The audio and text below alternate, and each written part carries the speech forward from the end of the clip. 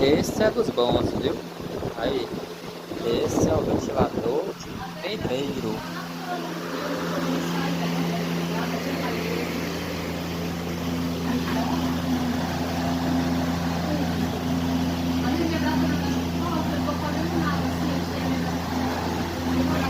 Aí, todo de madeira, ó.